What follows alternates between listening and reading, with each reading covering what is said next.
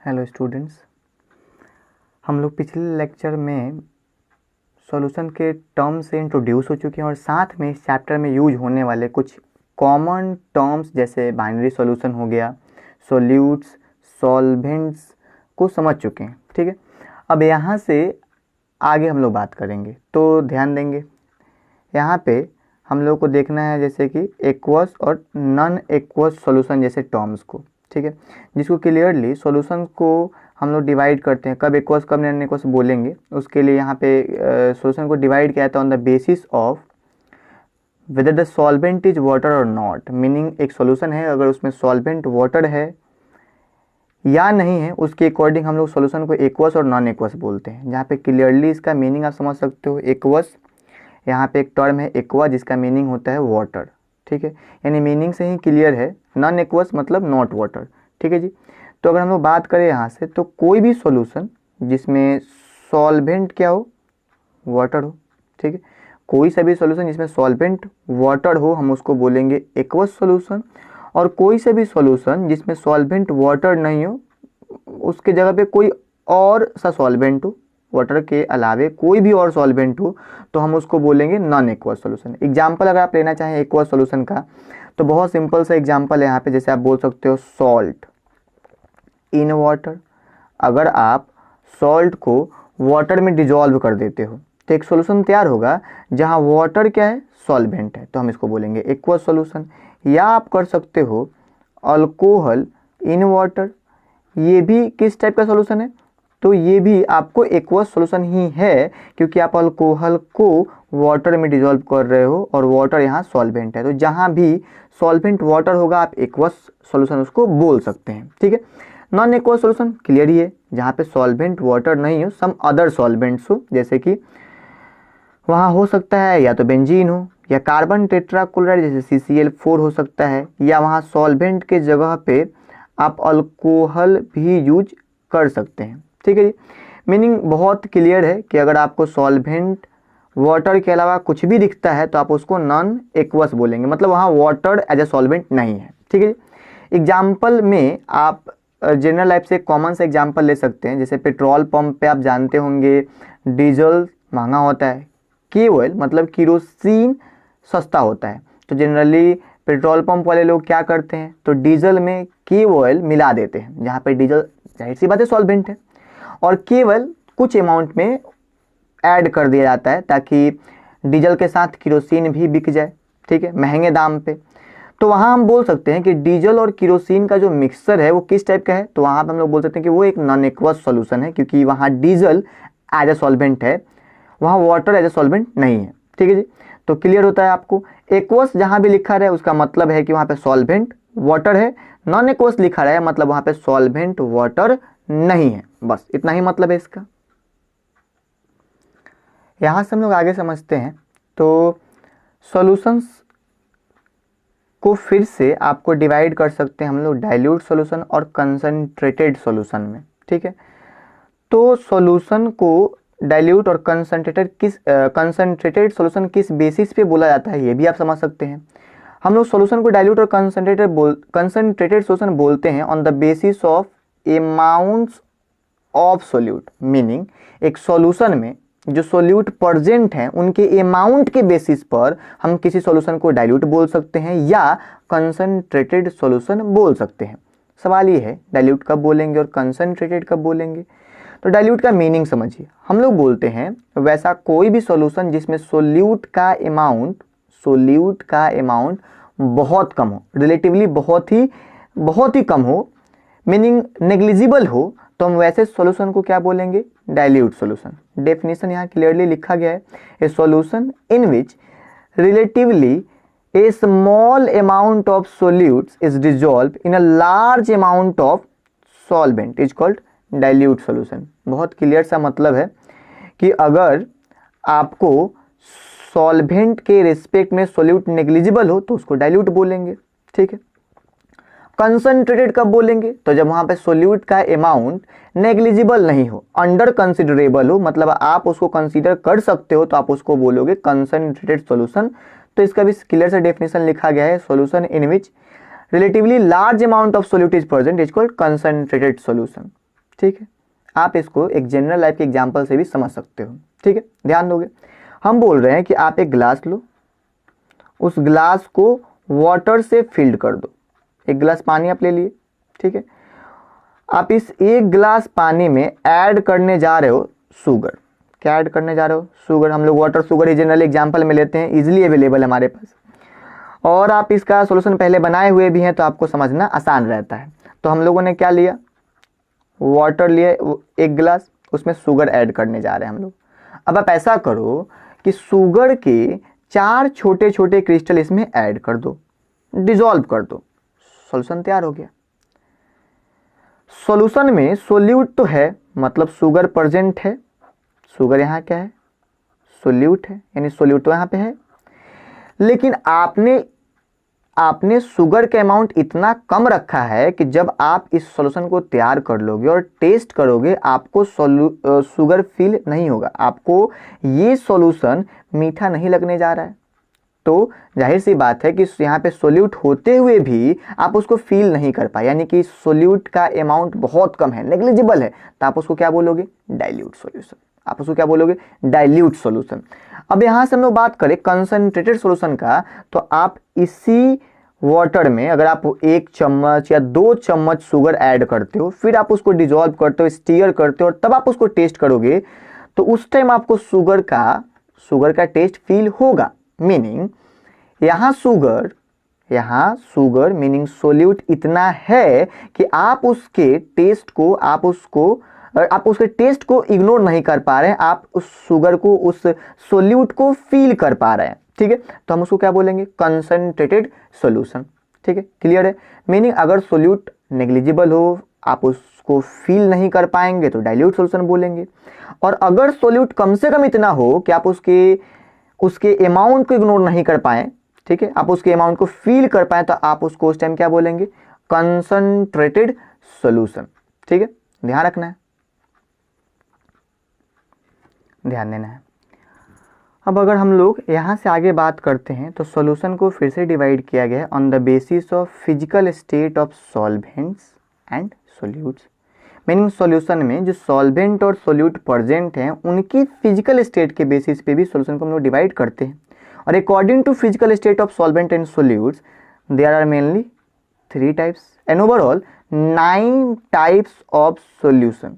ठीक है, यानी हम लोग बोल सकते हैं कि फिजिकल स्टेट के अकॉर्डिंग मेनली 3 टाइप है, overall 9 type of solution present होता है।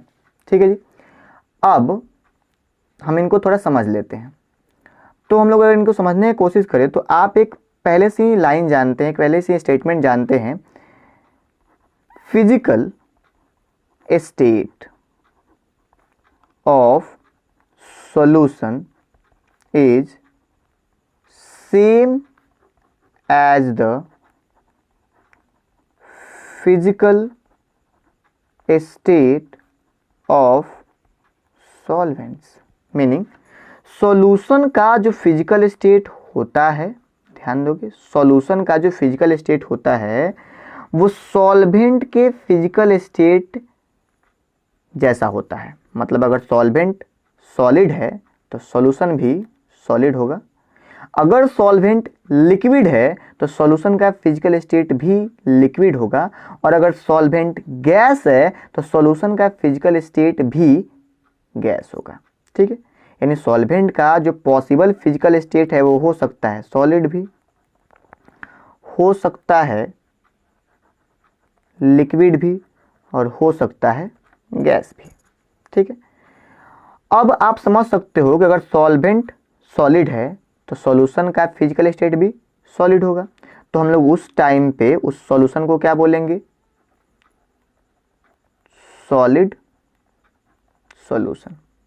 अगर सॉल्वेंट लिक्विड है तो सॉल्यूशन का फिजिकल स्टेट भी लिक्विड होगा, और हम उस टाइम उसको बोलेंगे लिक्विड सॉल्यूशन।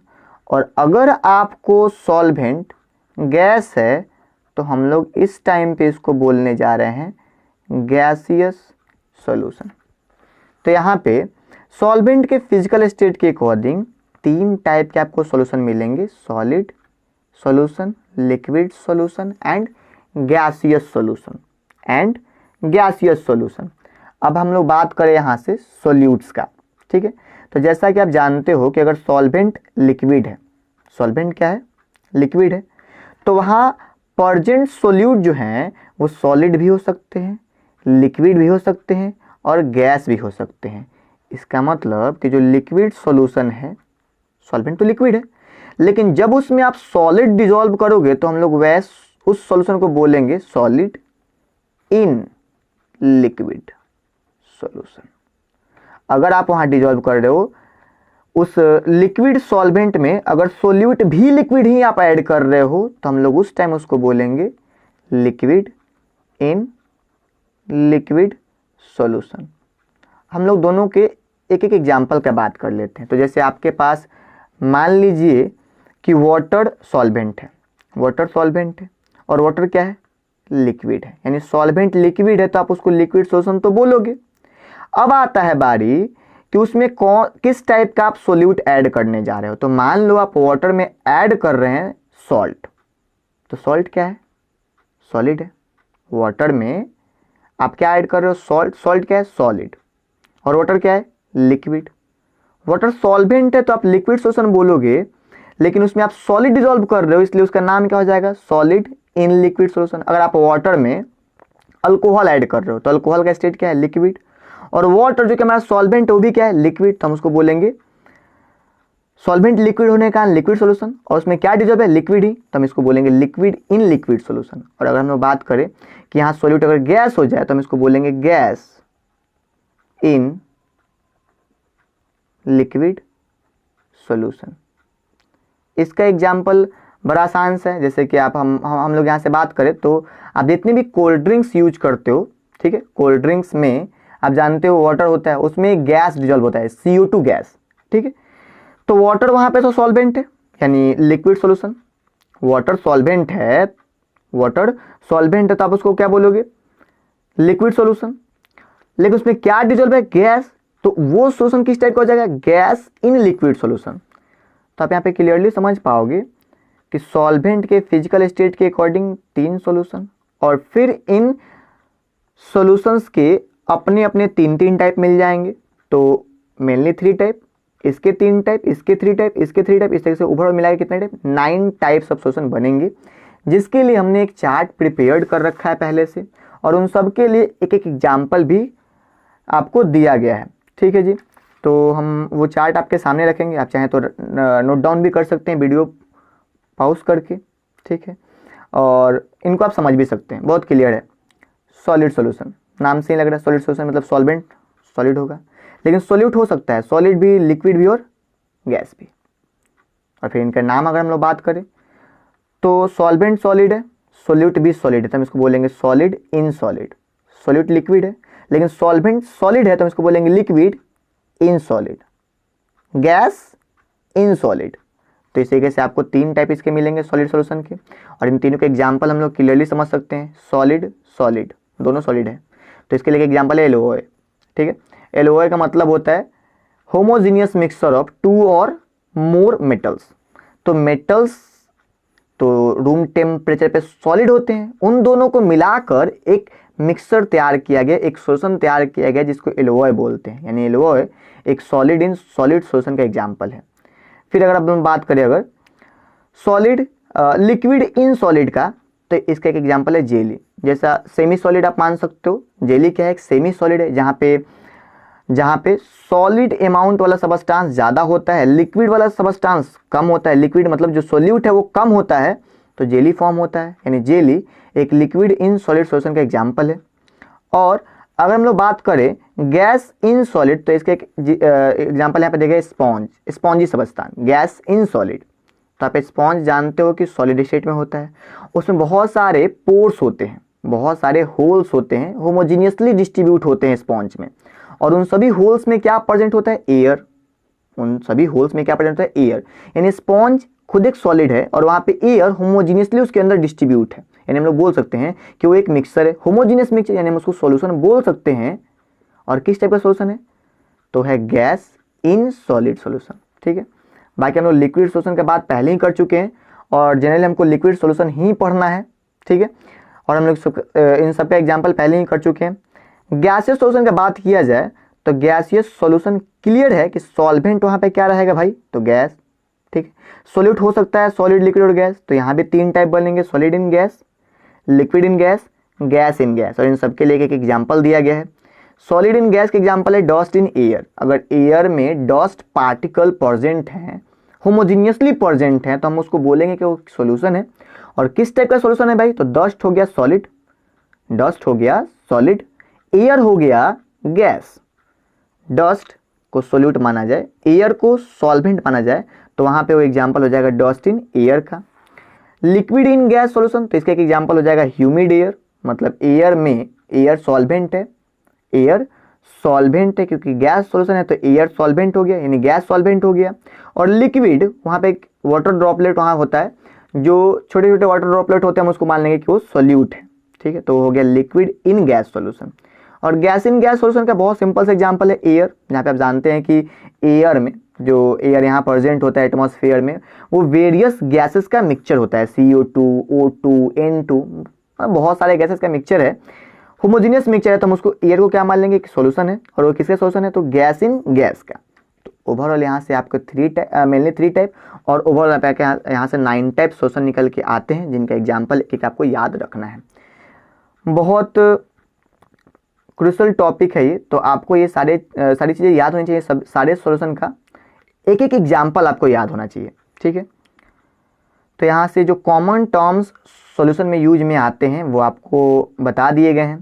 तो जब भी सॉल्यूशन के साथ कोई टर्म्स आता है तो अपने साथ एक विशेष मतलब लेके आता है, एक स्पेशल मीनिंग लेके आता है, वो आपको क्लियर होना चाहिए। जैसे कि अगर आप बोलते हैं एक्वस, तो इतना बोलते हैं आपके दिमाग में आता है कि वहाँ पे सॉल्वेंट वाटर है। नॉन एक्वस, तो आपके दिमाग में आता है कि भाई यहाँ पे सॉल्वेंट वाटर नहीं है। डाइल्यूट बोलते हैं, आपके दिमाग में आना चाहिए कि वहाँ सोल्यूट नेग्लिजिबल है। कंसंट्रेटेड बोलते हैं, आपके दिमाग में आना चाहिए कि वहाँ पे सोल्यूट का अमाउंट अंडर कंसिडरेबल है। कंसिडरेबल है मीनिंग आप उसको इग्नोर नहीं कर सकते हैं। ठीक है, सॉलिड सॉल्यूशन, लिक्विड सॉल्यूशन और गैसियस सॉल्यूशन बोलते हैं, आपके दिमाग में आता है कि वहाँ पे सॉल्वेंट सॉलिड है, सॉल्वेंट लिक्विड है और सॉल्वेंट गैस है। ठीक है, तो ये यहाँ से आपको सारे मीनिंग क्लियर हो गए हैं। तो हम लोग यहाँ से आगे बात करेंगे नेक्स्ट सेक्शन।